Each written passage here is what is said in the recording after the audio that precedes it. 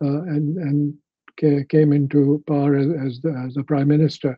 But he also was removed by Ghulam Ishaq Khan. So he's had run-ins with the establishment, whether it was the military directly or the military and the president that were part of the two legs of the troika that ran Pakistan in those early days.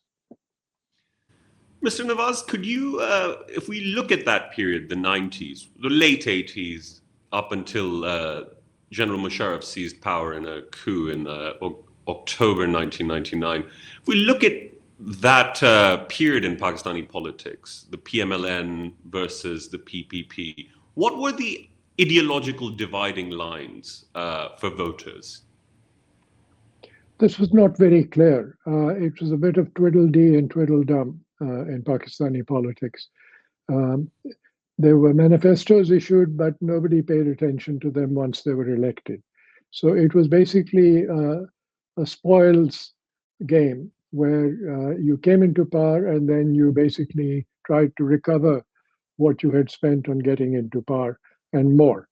Nawaz Sharif did have some broad ideas, and I think we should give him credit for that. Because of his business background, he tried a number of times to open the relationship with India, particularly for trade. And not only he, but later on his younger brother, Shahbaz Sharif, when he was the chief minister of the Punjab, had a kind of bilateral relationship between Indian Punjab and the Pakistani Punjab, and would regularly receive visitors from the Indian Punjab and deal with businessmen. So there was, I think, at least one far-sighted element to their politics.